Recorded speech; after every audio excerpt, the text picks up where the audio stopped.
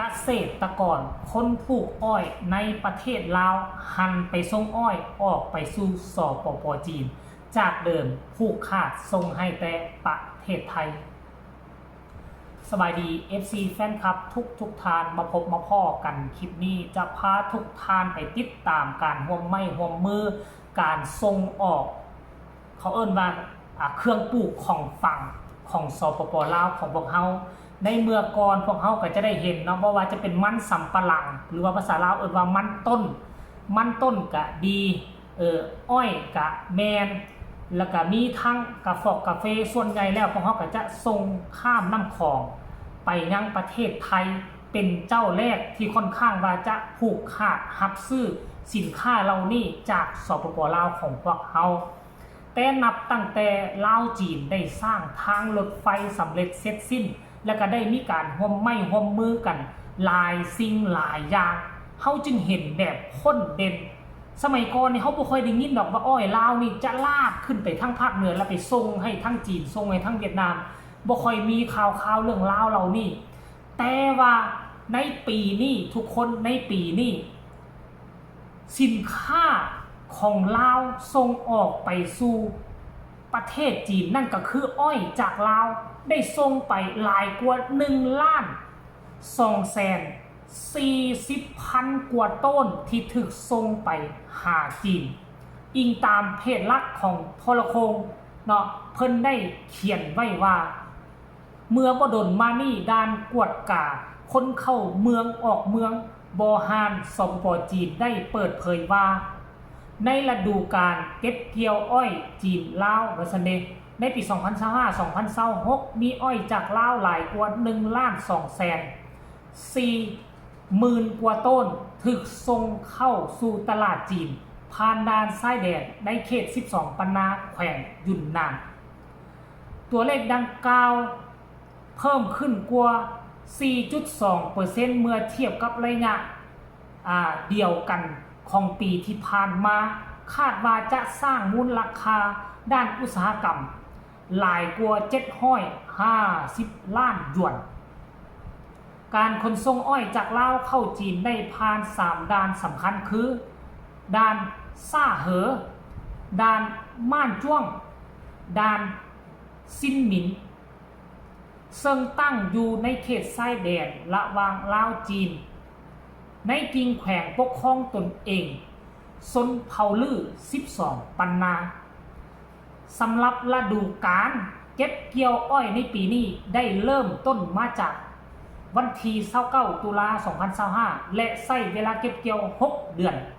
ในระยะนี้ด่านกวดกาคนเข้าออกเมืองบอฮานบอเตนได้กวดกาและปล่อยผ่านรถขนส่งอ้อยจากลาวหลายกว่า70ปาโถ70,000 คันถือว่าเป็นประวัติศาสตร์ที่อ้อยลาวได้ส่งเข้าจีนหลายขนาดนี้หลายคนก็สงสัยอยู่ดีๆคือเปลี่ยนไปหาจีนปกติเฮาก็ส่งเข้าแต่ไทยนะโรงงานไทยนี่ใหญ่ที่สุดในละแวกนี้แล้วเขตอาเซียนนี่ต้องได้ส่งให้ไทยรับซื้อเฮาการที่เฮ็ดแบบนี้นี่มันเป็นผลดีต่อชาวกสิกรลาวชาวกสิกรลาวของพวกเฮามีทางเลือกหลายทางมันเป็นผลดีอันที่หนึ่งมาขั้นกรณีว่ามีแต่พ่อค้าคนเดียวที่รับซื้อเจ้าพ่อค้าคนอื่นเขาบ่ซื้อนั่นหมายความว่าพ่อค้าจะกดราคาแนวใดก็ได้พ่อค้าจะตั้งราคาแนวใดก็ได้เฮาก็ต้องไปก้มหน้าเอาไปขายให้เขาแต่นี่ขั้นท่าว่าจีนรับซื้อหลายขนาดนี้นั่นหมายความว่าเขามีทางเลือกถึง2ทางคนนี้ราคาต่ำเขาก็ไปขายคนนั้นราคาต่ำเขาก็หันมาขายให้คนนี้เพราะฉะนั้นชาวกสิกรลาวเขามีทางเลือกหลายกว่า1-2 ทางมันเป็นผลดีที่สุดให้กับคนลาวของพวกเขานี่อาจจะเฮ็ดให้สาเหตุที่ส่งไปเขาก็เข้าใจกันดีเนาะคือทั้งจีนนี่เขามีกำลังการซื้อนี่ค่อนข้างว่าสูงบ่ว่าจะซื้อขายอย่างคือจีนนี่ค่อนข้างว่าสูงมาสังเกตเบิ่งไหมก่อนหน้านี่ที่จีนบ่เข้ามาลงทุนอยู่ลาวเคยเห็นตึกสูงอยู่บ้านเมืองเขาบ่ตึกเกิน10 ชั้นขึ้นไปบ่ค่อยมีแต่ตึกดอนจันทร์พาเลทตึกเดียวเหลือนั่นก็บ่มีตั้งแต่จีนก้าวเข้ามาคือจีนนี่กระเป๋านักอยู่แล้ว เฮ็ดให้โครงล่างพื้นทางตึกสูงๆคอนโดสูงๆพุทธขึ้นมาอยู่ในสปป.ลาวของเฮากันหลายอันนี้คือเขาเจ้ากล้าเสี่ยงกล้าลงทุนกล้าทุ่มงบประมาณซึ่งแตกต่างจากชาติอื่นเมื่อก่อนนี่ก็มี 2-3 ชาติที่มาลงเป็นอันดับหนึ่งลงทุนแต่ว่าบ่ค่อยเห็นตึกสูงถนนหนทางโครงล่างพื้นฐานใหญ่ๆบ่ค่อยเห็นเนาะท่านผู้ชมและค่อยเชื่อว่านี่น่ะนอกจากการส่งอ้อยยังจะมีอันอื่นอีกตึมเนาะเฮาฮู้จักกันดีคือเรื่องหมักมกหมักโมนี่ก็เป็นทั้งคนจีนเขาจะมาปลูกแล้วส่งออกหมักโมกับหมักกล้วยนี่อันนี้บ่แปลกเพราะเป็นคนจีนมาปลูกเองแต่ว่าอ้อยนี่น่ะยังเป็นเรื่องใหม่ส่วนใหญ่แล้วคนที่ปลูกอ้อยจะเป็นคนพื้นที่ก็คือคนลาวเฮาเองอ้อยกับมันเดี๋ยวมาเบิ่งว่ามันสำปะหลังหรือว่ามันต้นจะตามอ้อยเข้าสู่สปป.จีนบ่คันถ้าเข้าสู่สปป.จีนนี่คือโชคดีจะตกเป็นของคนลาวเพราะจีนเป็นตลาดที่ใหญ่ที่สุดในโลก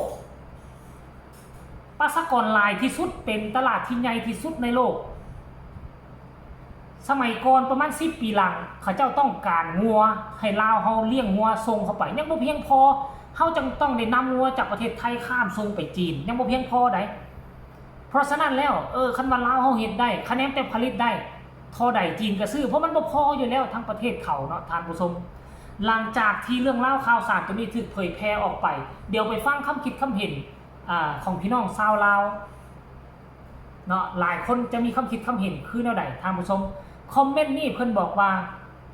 อ้อยลาวแท้ๆหรืออ้อยคนจีนปลูกแล้วส่งออกนี่ก็ต้องรายงานให้ถูกบ่แม่นแต่อยากได้หน้าการส่งออกดีปานนี้เป็นอย่างเศรษฐกิจยังบ่ดีเงินก็ยังเฟ้ออยู่วันน่ะก็มีคนมาตอบ